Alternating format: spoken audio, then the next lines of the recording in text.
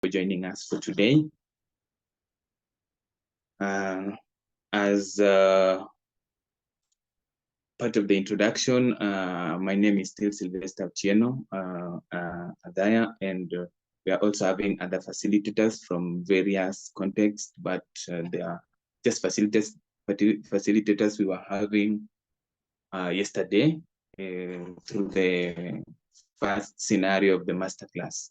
So without much ado, I would wish to welcome our first facilitator for today. That is Heke from Netherlands. She will take us through the main tool that most of members were feeling like is the main issue, that is the IBPA. She will guide us. I think that's the final tool that we'll touch on today and call it a day. So Heke, let me welcome you for the today's session and take over. Thank you very much. Thank you very much, Sylvester. I think we start with a little question with the Mentimeter. Because we like to know what your actual state of comprehension is on the IBPA tool, so the Intersectional-Based Policy Analysis tool.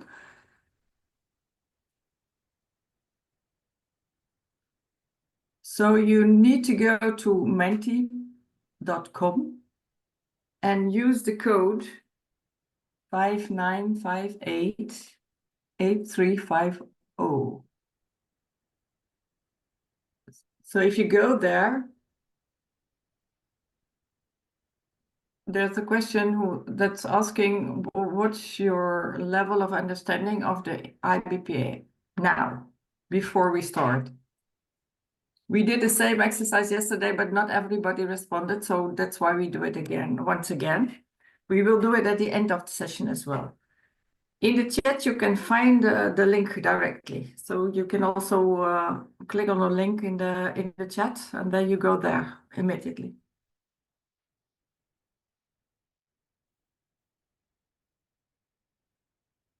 So 2 people responded still so far. Please go to the chat.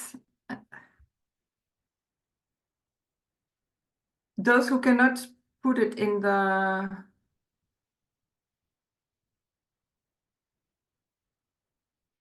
Mentimeter, maybe we can, they can put it in the chat maybe, directly.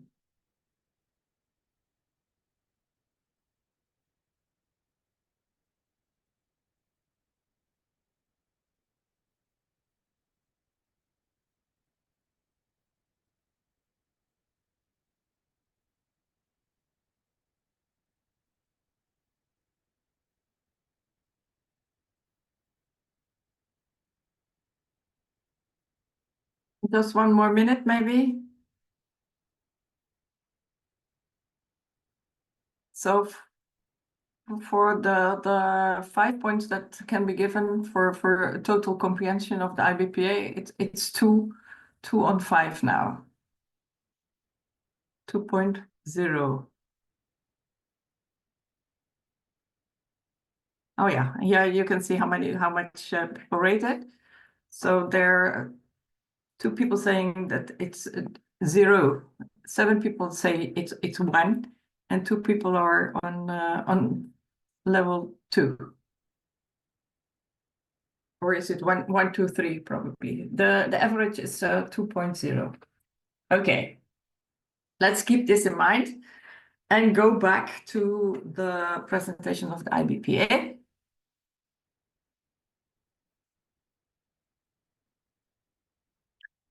So the Intersectional-Based Policy Analysis tool. I'm going to present it briefly to you, what it contains. The objectives are 4-fold, and the first one is that it is a roadmap, it's a guide, and this guides you through the analysis process. There are several steps to take, and the IBPA takes you along through these steps. The second objective is maybe the most important of the IBPA, because we are looking through it to the policies through an intersectional lens, which makes that we are going to humanize the policies. Who is targeted with those policies? Who will benefit from the policies, and who may be harmed by this policy? The third one is the exposure. We look at power imbalances in the policies, and we try to expose them, to show them, to show the gaps that are in the policies. And the first one is the framing. With the gaps, we like also to send out messages on what should be changed in the policy. And so we show the gaps and we propose solutions for that. So there are 5 steps in the IBPA broadly, and it starts with a lot of preparation. You need to do homework before you start, because you need to know the policy. You need to go through the policy before you start working on it. You need to have an understanding, where is it come from, who formulated this policy, who is engaged in this policy. The second step is building your team. You cannot do an IBPA on your own. You need people who are knowledgeable about the policy, who are knowledgeable about the context, and also knowledgeable about the different target groups that are maybe targeted by the policy. So you need to have a team of experts in the domain, also having maybe policy advocates, people who are already in the field of advocacy. But it can also be duty bearers who are interested to work on this policy, to make the policy more intersectional. So they can come from different fields, and it's important to have those different competences together while doing the analysis. Then the third step is the familiarization, which is getting to know the questions.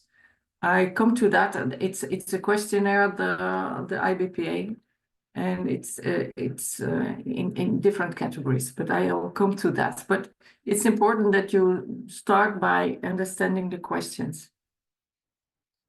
And then the fourth step, logically, is the answering of those questions. You work together.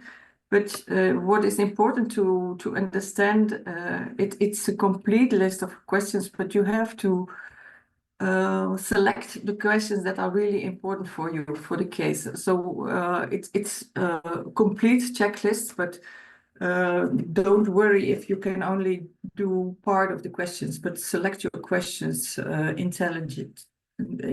an intelligent way. And finally, you need to write up for sure the gaps that you noticed, and also the solution that you propose that will give you the arguments to do your advocacy. So it's a kind of evidence building, in fact, that you are doing with the IBPA. As I said, the IBPA tool is constructed with 8 categories and 36 questions. And the first category is what is this policy about? It's important to know what is the general context of this policy, in which year did it start, or is it going to start? Which period is it going to cover? Who is involved? Which is the ministry maybe in charge of the policy, etc. And I have to say, we say policy all the time, but it's not only policies. We can apply it on a lot of different documents. We can apply it on laws. We can apply it on strategic plans. We can apply it also on reports, in fact, but then it's maybe after a period, but also on action plans, for instance, or project plans. So don't feel restricted by the word policy. You can really use it in a broader sense than only policies. So the policies ecosystem, that's in fact also the environment of the policy, who are involved, are the different ministries involved, but also to which other policies is this policy linked. A policy is never on its own. It's also always linked to other policies. So it's important to know this whole context of the policy. Then the third step is the perspectives of the policies. So where is it going to work to? What is the direction? What are the goals? What are the objectives of the policy, and who are they targeting with the policy? Then the fourth step is the policy development process. So before a policy sees before you see the policy, before a policy is really formulated, there's a whole process. There is the intention first, and then several people are engaged to write the policy. So how is this process? Who have been involved in the process of policy development? In some cases, it's a very participatory process. In other cases, it's maybe one or two people in the ministry writing a policy. And you can assume that in the case of a more participatory process, it's more easy to make the policy more intersectional. Then the fifth step, it's good to see who is addressed by the policy, who is targeted by the policy. Are the youth targeted specifically? Are vulnerable people or marginalized people, are they targeted? Or will they be affected by the policies? In some cases, there's not a specific target group, but you can imagine that some of the articles can have an impact on certain people. Then how is the policy operationalized?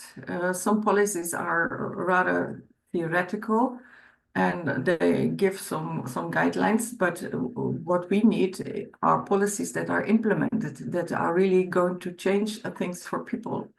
So that's also important to see how this operationalization is taking place.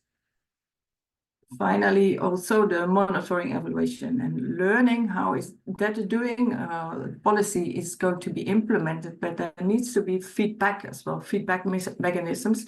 And that also has to do with the accountability for sure.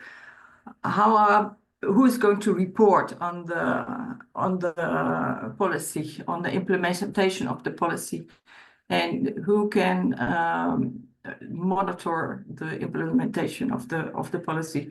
Are the target groups also involved in the monitoring of the policies, for instance, for the implementation of the policies? So those are the 8 steps and the 36 questions. This is, for me, the central question of the IBPA. In fact, 2 questions. It's question 22 and question 23 of the IBPA, and it's about the people and the characteristics or the identities of the policy that the policy addresses. And the first one is, who is benefiting from this policy? If this policy is implemented, who will benefit from it? And there can be direct benefits, but can also be indirect benefits. So on who is this policy impacting? And the second one is the contrary, and that's who is harmed by this policy, who will be affected negatively by this policy. And it may not be explicit in the policy, but if you think it through, it can be very clear that some people are forgotten in a policy or left behind in a policy. So those are two important questions.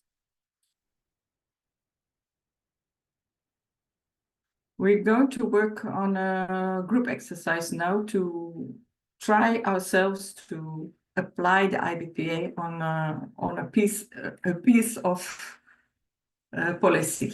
I leave it to Mwenya here. Mwenya? Hi, everyone.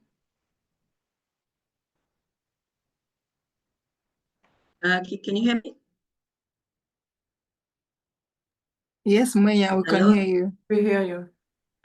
Renee's All hand right, is thank up. you. Renee, you have a question? Yeah, you can wait. There is an hand. Rene, kindly you can mute and. Thank you, everybody. Yeah, I just wanted to, before we carry on, Sheila had asked a question in the chat. So maybe we can, some of you can respond to this. So she's saying, I have a concern whether we can also discuss about the awareness matters on the policies. So I don't know who would like to respond to Sheila's comment. Thanks. Yeah, I can try to respond. I don't know whether I got your question well, Sheila, but I think it's all about awareness. Going through the policy and trying to realize who is affected by this policy, who will have the benefits from this policy. In a lot of cases, you see that decision makers are making the policies, but they're not taking into account the real needs of the people who are going to have to deal with the policy. So I think this tool is specifically to create awareness amongst the target group, amongst ourselves, so we can do the advocacy to have better policies that are better suited to the needs that young people have. Hope this answers your question, Sheila. Thank you so much for that. Okay, and I hope she's she's okay. I'm not wrong.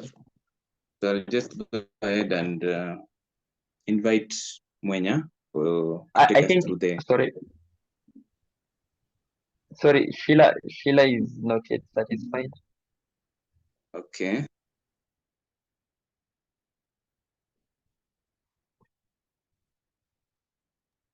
Yeah, Sheila. What's your question? Do you have a...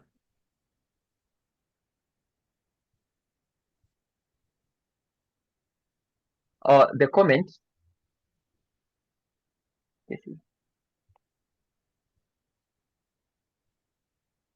My comment is on the concern about creating awareness for the policy engagement and how many people are developing the policies. How can we advocate about the policies in the system so that we can have different impact and to support persons with disability to be included in those policies? But at the same time, how can we mobilize policymakers and have an impactful policy that is very inclusive? Because people who are in those remote areas who have disability in remote areas don't really understand about issues to do with policies.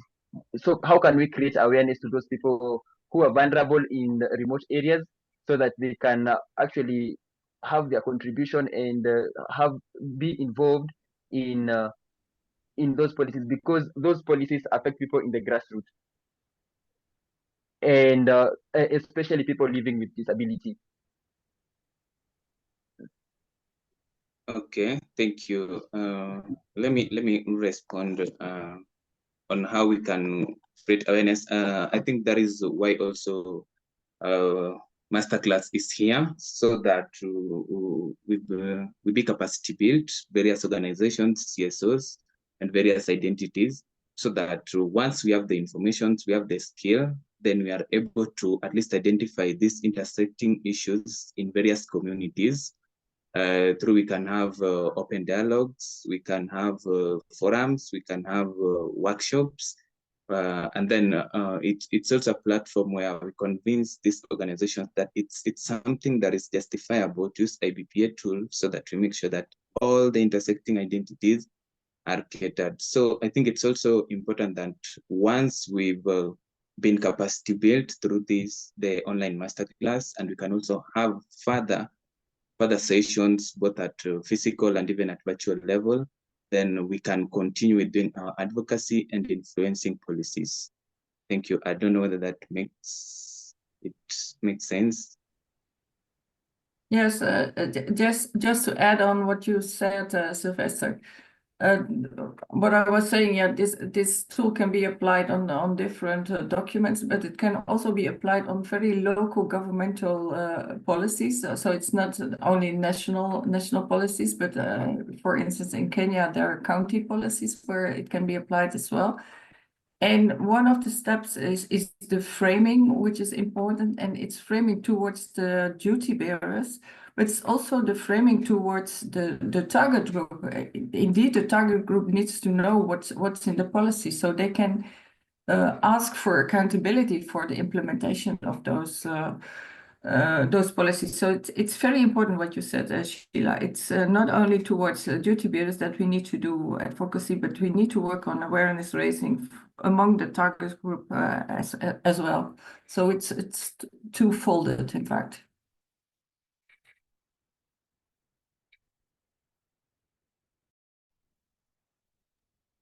Thank you so much. Can we confirm if Sheila is okay? She's okay. She's agreeing with what Jela is saying.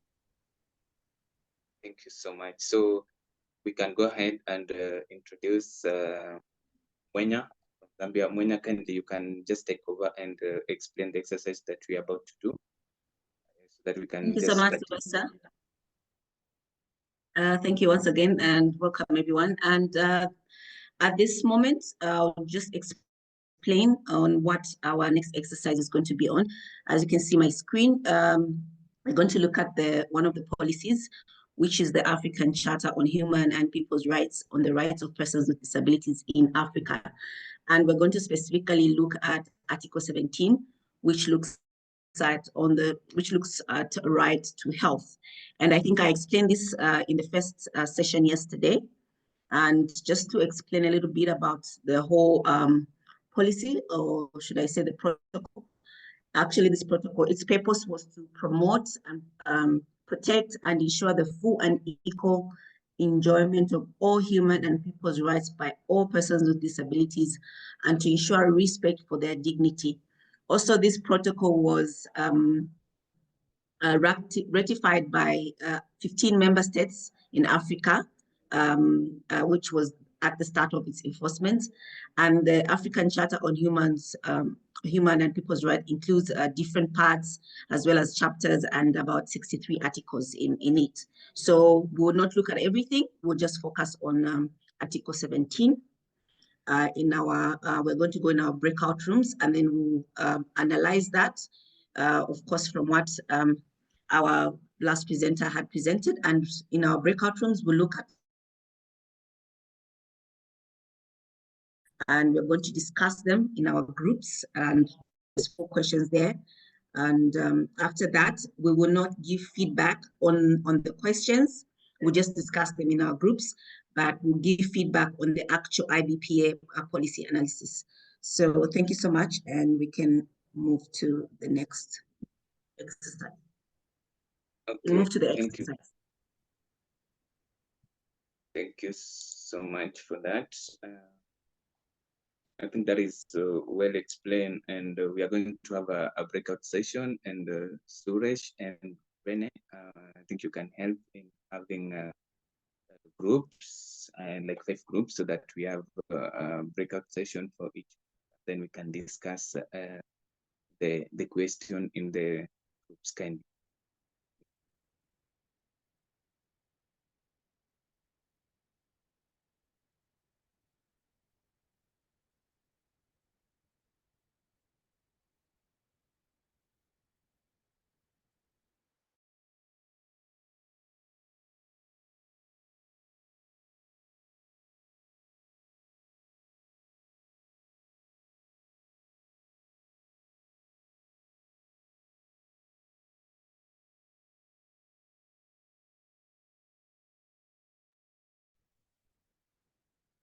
Okay, thank you so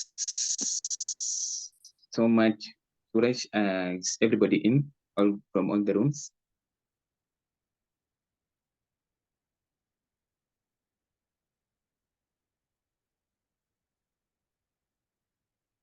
Yeah, so we will just go straight to the plenary. We just would like to take some few minutes and maybe inquire from the various break rooms that how did you experience the use of IBPA tool? Like, what was your experience? Is it something you can do, or do you feel like you need more time? Or generally, what was your experience when it comes to the use of IBPA tool to do our advocacy?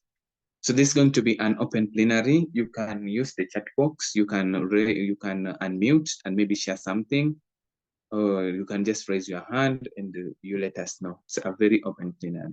Just share anything.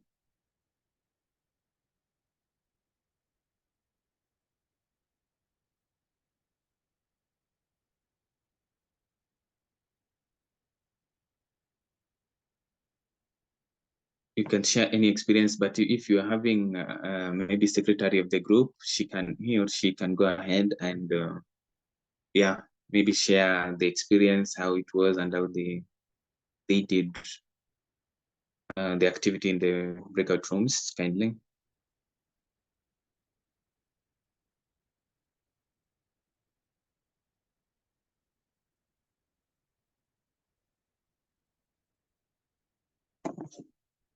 Okay, I will, for my group, Brenda, you were to at least say something, present something. So I will give you a go ahead so that you can at least share how everything was and your general feedback on the same. Thank you, Sylvester. In our group, we didn't have much to say. The participants felt like they needed more time to interact with the IBA tool and the policy itself. They needed to have like a one-on-one session with the policy and the tool for them to better understand the tool and the 8 steps that it takes to like unpack the tool. Some of the things that stood out was that the participants saw from the policy was the policy is considering the inclusion of persons with disability and basic services like medical services. The policy is focused on rights to health and sexual reproductive rights and services. The policy is also addressing the inclusion of the persons with disability, and they saw that they needed more knowledge on the policy itself and the IBA tool. That was all. Thank you. Thank you so much, Brenda, for that insightful. Yeah, definitely. You need more time and it's more practice. You really need more time at least to interact with it. May I also get feedback from other group? That was group 4. Maybe any other group, you can just raise up your hand or share in the chat box your concern regarding the exercise, the IBPA tool exercise, kindly. Maybe Sheila wants to say something from our group. Yes. Sheila?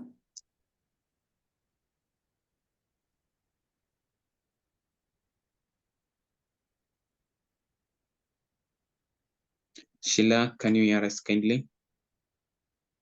Sheila needs to talk through, but I'm not sure whether her camera is working. We can give her more time, but in the meantime, we can have also experience from any other person so that as Sheila is working on the camera issue, we can have any other experience on how the tool was and maybe any other thing you wish to say. This is the time, kindly.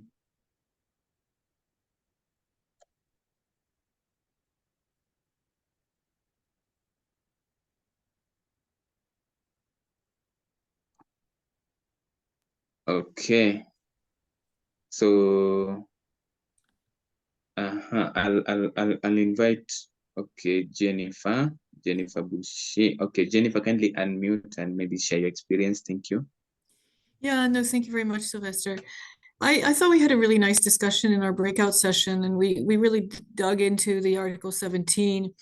In terms of the bigger picture, though, of the tool, I haven't myself experienced the full-blooded IBPA rollout, where you really dig into the background and I'll go through all of the different questions. And I'm wondering what that would look like. And I was curious if other people in this room had done a full IBPA rollout at any point, or had gone through a similar process, and maybe not using this specific tool, but have used a tool that's similar, or an approach that's similar to what was presented.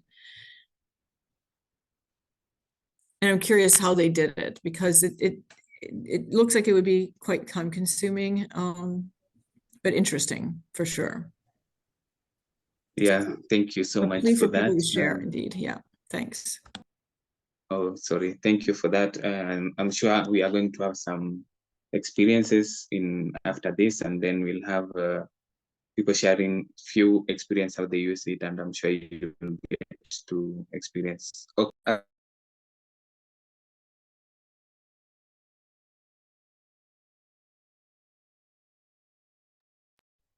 There's a hand raised to Sylvester. Or Yeah, Agnes, no? Agnes was raising her hand. Yeah, hi. So I wanted to talk about the tool because we have used budget advocacy training here in Kampala. And all I can say about the tool is, of course, it's time consuming because you have to answer the questions, but also you have to know what exactly you're analyzing. So you have to go back and read the policy or revise the budget and find out what are the gaps. So the positive thing I can take away from this tool is because it's guided by questions. So you get to be very specific about what you are looking for, and maybe if it can answer those questions. But it's a very good tool. It helps you really dive into the policy or the budget, whatever you're analyzing. So we loved it. We really loved it. Thank you. Thank you so much, Agnes, for that. For sharing its level. Any other concern, kindly? Is there any concern in the chat? Any other concern before we go to the next? Somebody saying in group 4, we discuss the countries where the policy is currently, okay, that's also nice. Say that there are around 17 countries that have ratified it. Oh, Rene, your hand is up. Kindly go ahead. Thank you. Thanks, Sylvester. Just maybe one thing to share from our group was that, I mean, maybe it's obvious, but just made me think now that it's really quite important. And when you're doing this, like in our little group, we had everybody actually speak up about what they thought was part of the answer to the questions. So everybody actually brought in some aspects to the questions, and I'm just thinking now, like how critical and how important it is actually to have a diverse group doing such an IBPA exercise, whether it's full or not, but that the group with which you're doing such an analysis really determines what the outcome of the analysis will look like finally. So that's probably really important to take into account once you're also looking at what kind of analysis you've produced in the end about the policy. So maybe, I don't know if people have experience with that in practice, using part of the IBPA or the full IBPA set of questions, but just makes me think now that even in such a small exercise, it's clear that everybody looks at things from their own perspective, and so it really shapes what result you're producing, basically, or what analysis. That's it. Thanks. Thank you so much for that. That was so nice. Okay. Okay, your hand is raised. Please go ahead. Yeah, so what was interesting in our group, to add on what Renee is saying, there was Sheila with a hearing impairment in my group. And she said, yeah, we're talking about persons with disabilities in general, but there are several types of disabilities, and they don't have all the same needs. So you need to make it maybe more specific per type of disabilities. For instance, there's always a need for a sign language interpreter for somebody with a hearing impairment. So that is extra costs in general, extra cost for transport, extra cost for translation. But it's also a question of confidentiality. If you have confidential problems that you want to discuss with a health service provider, there's always a sign language interpreter. So those are questions that are not coming back in the policy. So that shows once again that it's very important to take the target group themselves into account while formulating the policy, so that everybody can express his or her concerns towards rights to health. Awesome. Thank you so much. The various categories, kinds of disability that we may ignore or we may just forgo. Okay. While sharing your experience, I've also taken away some main takeaways. If not countries that have ratified the tool, various kinds of disability, and the experience in Uganda. So maybe just to wind up, I'm just curious to know that how could you apply this tool in your field work? Like generally, we are advocates. We mean well for our communities. How can you then apply the tool in your various contexts? I just want to hear a few instances, maybe 2 or 3, and then it's okay. How you can apply scenarios where you could apply it, or is it possible to do it? Just on some few. I think Sheila joined. I don't know whether Sheila has something to share so that we don't leave anyone out. But in the meantime, I'm here inquiring if you can apply this in any of your field activities or in your advocacy initiatives, and how can you do that? I would wish to hear experience, maybe from Uganda, from Rwanda or Zambia.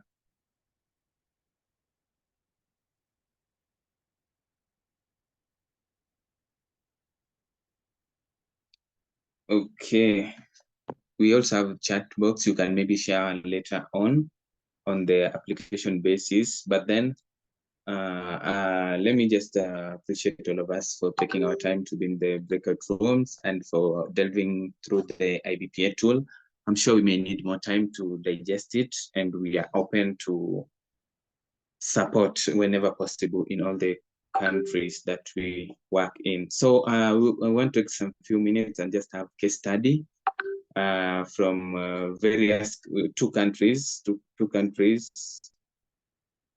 And I will start with Rwanda, so that she can share her experience from Rwanda on the scenario, how they use the tool, and then later on wind up with Zambia. So Fiat Mbabazi, if you are hearing me, you can kindly go ahead and yes, please. Yes, yeah, please. I kindly can hear. Is everyone getting me? Yes, Fiat, we are able to get you. Thank you.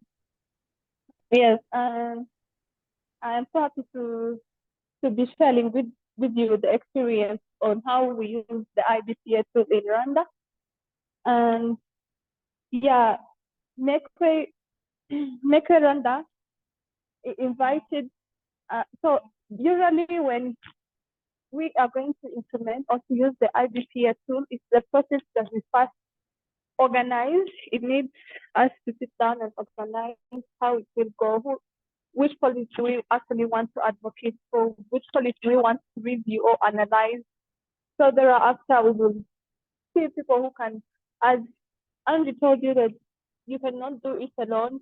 You need allies that are actually influencers of these policies, or they can easily be able to talk to the policymakers directly. So we allied with Minekofine, Ministry of Finance.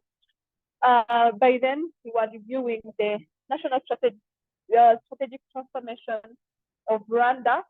So this strategic transformation are usually made as the president is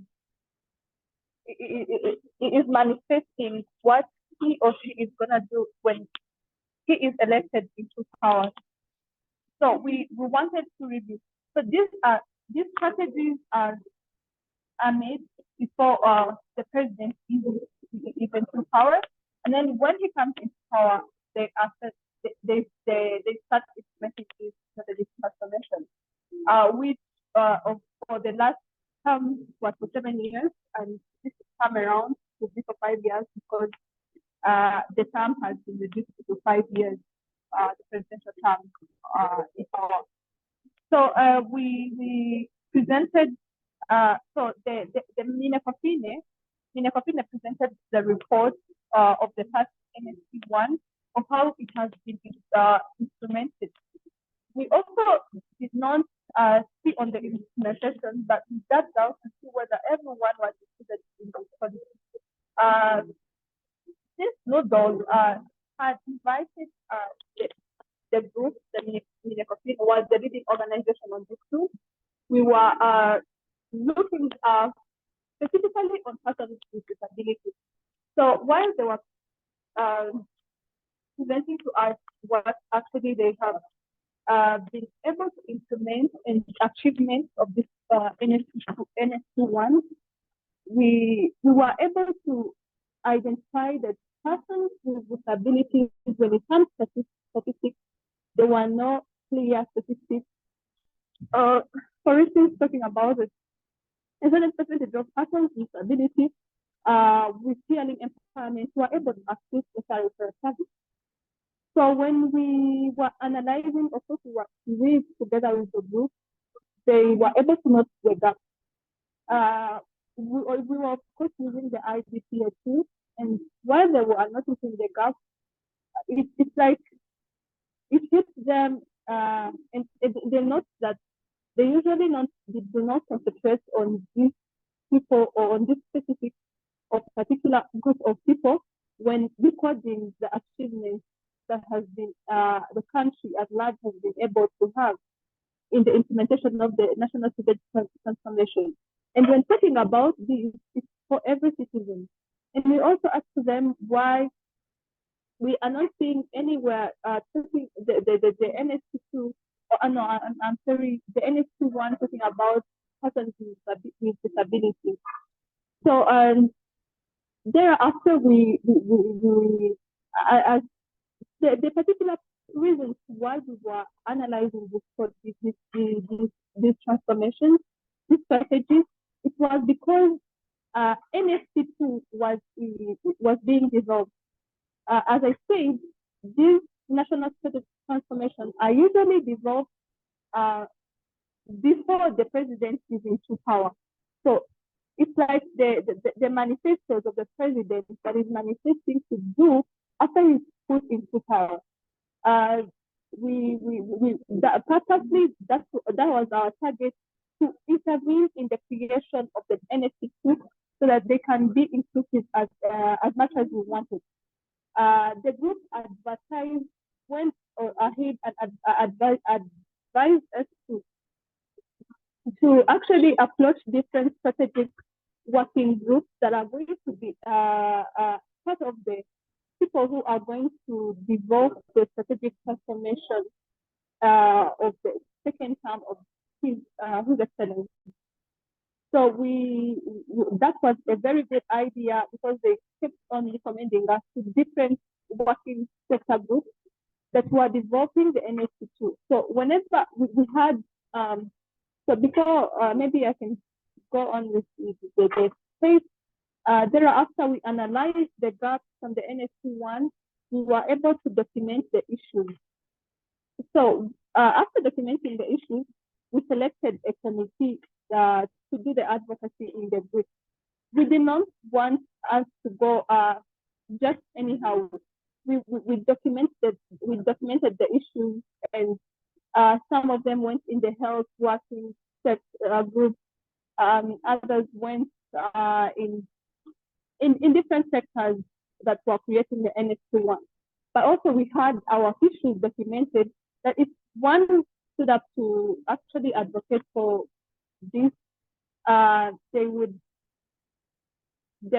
easily be able to make a point or to just be direct on what we wanted. We also you can kindly finalize Fiat because of time. Yes. Okay, thank you. So the selected committee did intervene in different, and also we suggested the NSP2, the people who are developing the NSP2, the National Strategy Transformation for the second term, to consider our suggestions. And happily enough that I can now tell you what we are proud of today when at Team Rwanda, Team Rwanda, most of the issues that were identified as gaps in the NSP1 were able to be now put in the NSP2 development, and hopefully that we are now this is when it helps us to question them to why they did not implement them. Yes, they were in the National Strategic Transformation part 2. So to summarize my presentation, we have not only used the IBPA tool in the NSP1, but also we have used in different policies advocating for different groups of people, and it's really giving an impact, a positive impact, and we are seeing the achievements. Thank you very much. Okay, thank you so much, Fiat, for your case. I think there are a little bit of network issues, but we are following live from whatever is documented here in the study, and thank you so much. Sheila noted something saying that let's not forget the policy initiative on criminal justice system, which is important for mental well-being. It has been a serious issue, especially to the PWD, such as autism, cerebral palsy, and mental health problems. Thank you so much, Sheila. Those are the various kinds of disability that Heke was talking about. So we'll surge ahead and have the last case study from Zambia. That's the final. And I will invite Mwenya so that she can take us through the final case study, and we just do the conclusion. Mwenya, you're welcome kindly. Thank you once again, Sylvester, for giving me this opportunity. And I'll quickly go through the case study. I won't speak a lot. And from our case study in Zambia, Mekwe, Zambia looked at the Adolescent Strategic Health Plan of 2022 to 2026. And this was during the review of the policy in line with the budget for the health sector for 2024 to 2025. And one of the recommendations, there was so many recommendations in the recommendation framework which the Mekwe made, but one that was really touching or in line with the Mekwe project, which is sexual reproductive health rights, which was actually adopted in the strategic plan, was the need for young persons with disabilities to have the same health needs for quality health services, same concerns about relationships, identity, sexuality, and also be sexually active and have the same rights as their peers without disabilities. And this was actually successful because there's one article that was actually added in the strategic plan, which is 3.611, and that was added to the strategic plan. So that was a success for us, but there were also other things that the recommendation had in line with looking at the budget allocation, because as usual in Zambia, we follow the Abuja target, which is supposed to be 15% of the national budget going towards health. But in Zambia, like for the 2025 budget, it's at 12%. So that's one of the things that Mekwe Zambia also advocated for, as well as they were also looking at the increment of the percentage of the budget, which was from last year, 2024, or from 2024 to 2025. So those are some of the things that the recommendations were about, and one of the successes that we used using the IBPA. So thank you so much. Thank you so much for that wonderful presentation. We are going to the question bit. I think you've heard from yourself the cases where IBPA has been successful and how pertinent the tool is in various contexts. So at this juncture, I want to welcome any reaction from the participants since inception, that is yesterday, any concern, any issue, any question that you may have, so that it's time you can raise it and then we finalize. So it's an open forum. If you are having any question, any concern, chat box, you can also raise your hand and you can also unmute and share your concern kindly. We are open to receive them. Thank you. Do you have any concern or any question generally since we started this masterclass, or any other thing, any takeaway that you wish to share with us? We will appreciate.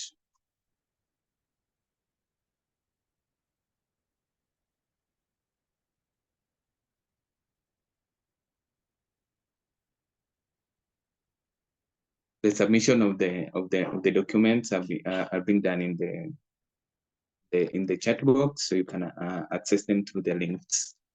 Do you have any concern kindly, or even from the facilitators or the participants before we wind up?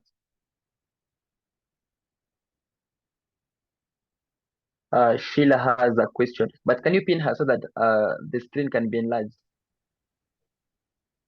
Okay. Suresh, can you support me in that kindly?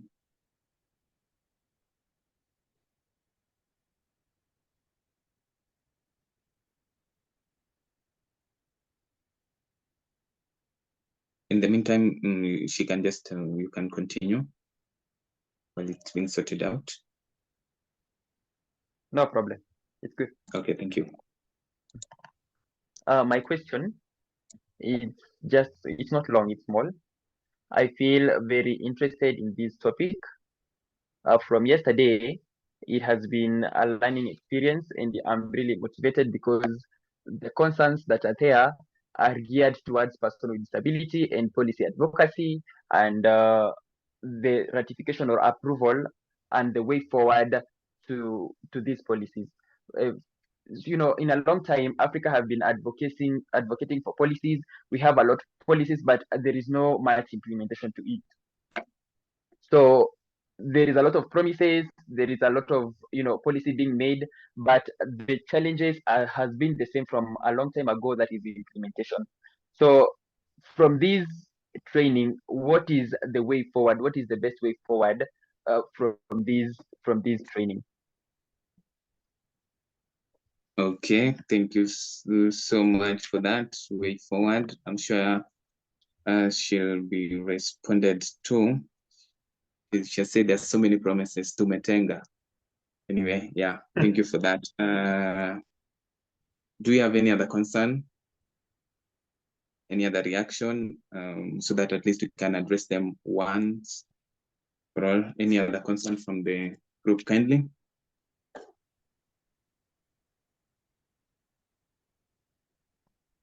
I like to make a comment on the time that is needed for the IBPA, because indeed, if you do it extensively, all the questions on a large policy, it may take a lot of time. But you really have to consider first in what stage the policy is, And also, what are really relevant questions to ask yourself to analyze the policy? So try to make it smaller for yourself and to frame it in the way you need it. Otherwise, you will need a lot of time indeed for the analysis, to do the analysis. But you really need to make a good choice of the policy you're working on, or the action plan you work on, and also the questions that you select to work on together. And it needs a lot of preparation. In fact, you can ask people, in this case it was a bit complicated, but you can ask people to read through the policy already before coming together, for instance.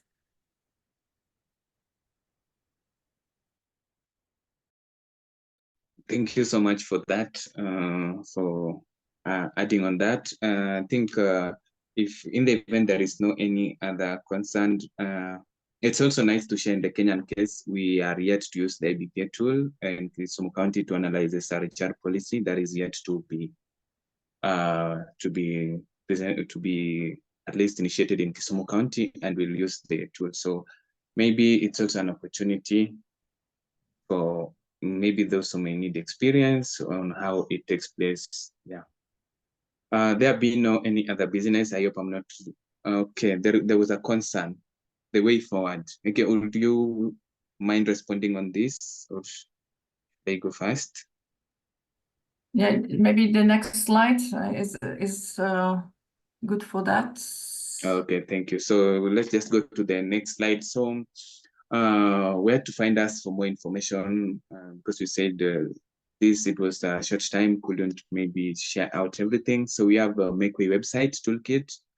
Once you just type in your browser Makeway website, you'll just get the toolkit, and it has all the tools you can access. You can read for yourself and have access to more information. We also have our trainers available in every country, and every country here, I refer to Rwanda, I refer to Ethiopia, I refer to Kenya, Uganda, and Zambia. And we are also having the online working sessions. We are having the Netherlands group here. And yeah, we are always here to help. Sheila is saying something. Okay, at least you can. We'll sort out that later. But yeah, in all the countries, you can just access us, and then we can have these sessions on various policies to make sure that they reflect our various community context. We also have our contact at info@makeway.org. Yeah, the website you can access us through. So through all this, I think for maybe those who want, you can maybe take a photo, or you can, yeah, it can also be shared in the chat box so that you can have access to us. At least we can guide. I hope that helped Sheila on the way forward. Yeah, thank you. The last thing that we wish to do for today, we want to evaluate the process. It has been a nice journey, so we wish to do an evaluation.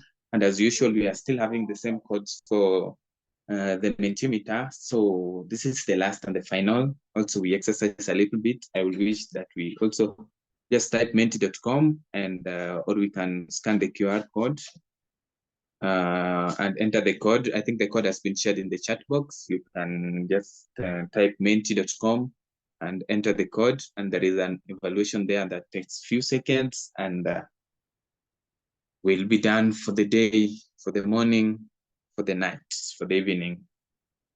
So just type menti.com, enter the code. The code has been shared in the chat box. And then at least let us have your view of how the session has been. Generally, your view.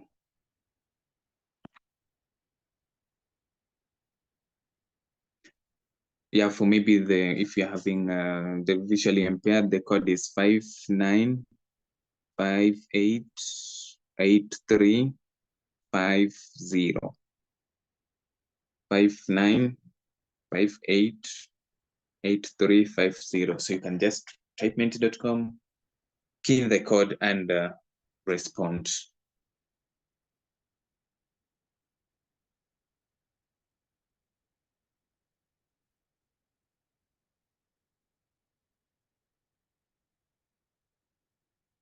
Okay, I can see I'm having 2 responses, very educative and challenging. Wow, that's interesting.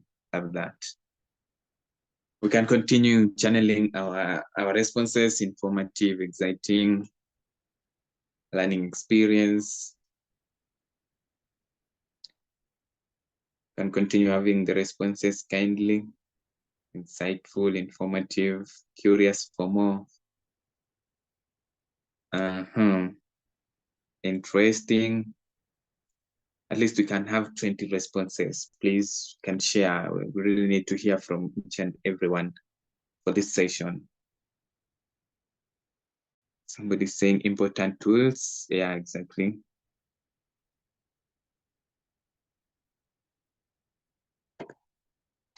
We can continue sharing our responses before we finalize.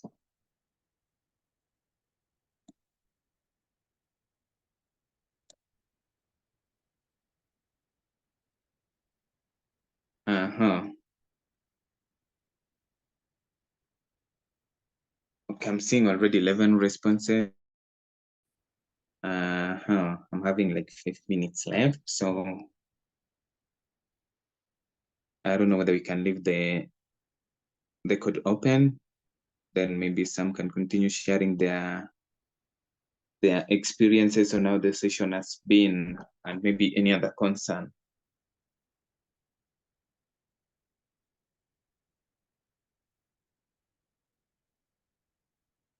Okay, they're still streaming. Somebody's saying increase awareness, very educative.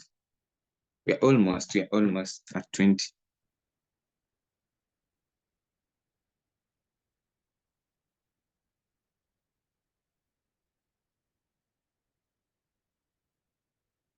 We are almost.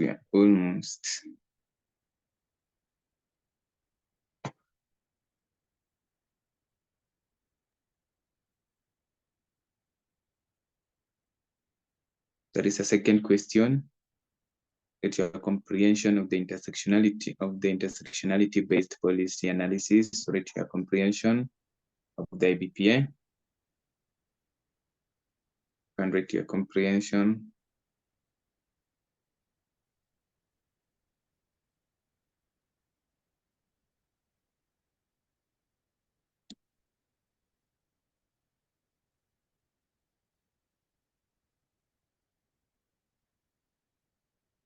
.57.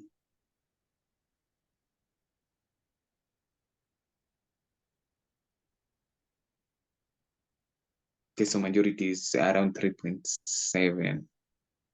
Glad at least there is no 0. At the beginning there was a 0. That's a nice trajectory. Otherwise we are 3.7. At least there is an understanding of the tool, which is very important. And you can always reach out for more.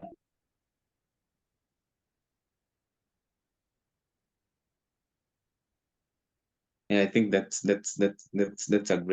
nice experience. At least we have something. Maybe we can go to the next. That's it. Okay. Okay, so yeah, thank you very much, everyone, for your participation. I want to, we've come into conclusion, but before my final remarks, I would wish to invite, Eke, I would wish to invite Suresh or any other person, including the facilitators, if they have anything to share before we conclude. Thank you.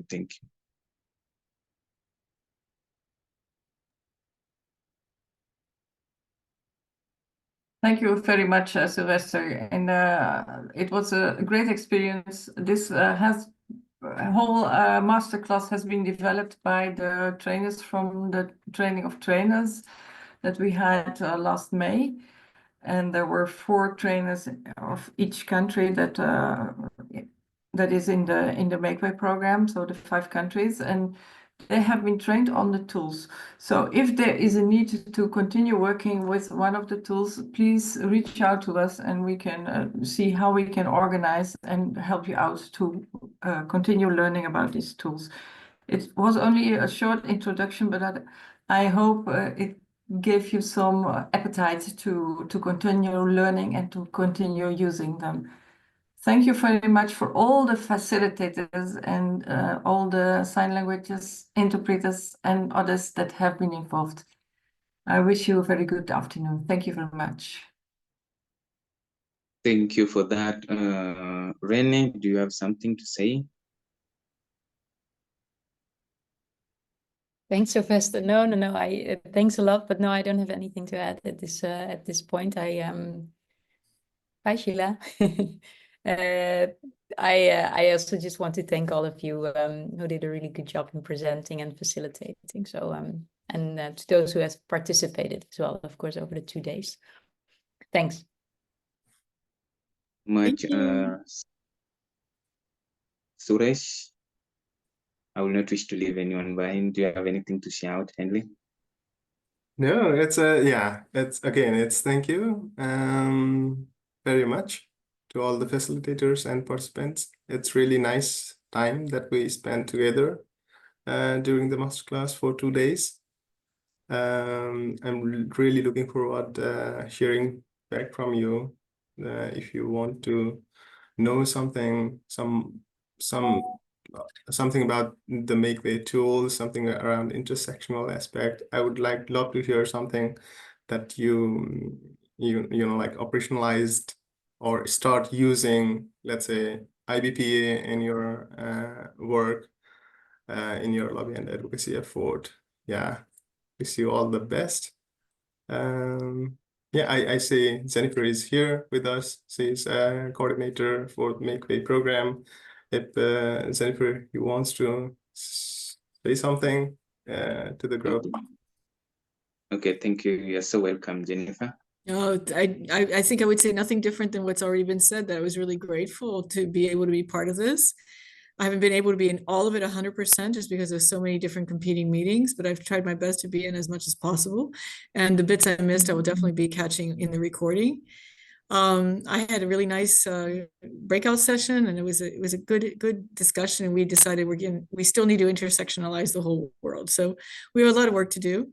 And I'm really grateful for the opportunity to be with you in this. And I'm really impressed with all the hard work. And going forward, I'm sure there will be lots of excitement around the tools. Thanks a lot.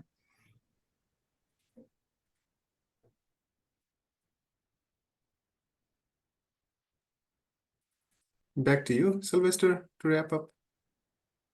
Okay, thank you so much. Thank you so much for that, Jennifer. I hope I've not locked anyone. Mwenya? Hi, everyone. Thank you so much. That's all I can say. And thank you for the opportunity. And I hope everybody enjoyed the masterclass and hope to see you in the next one. Thank you so much. Corinne, do you have something? No, thank you everybody for participating and being able to attend the masterclass. Yes, thank you so much. I think I've not looked out anyone. Thank you so much for being with us since inception of this masterclass. It was nice having you interacting with the Makeway tools, and we are so open to help whenever possible. And until next time, thank you for the moment and enjoy your morning, enjoy your evening, enjoy your afternoon. See you again. Bye. Bye. Thank you. Bye. Thank you. Thank you. Bye.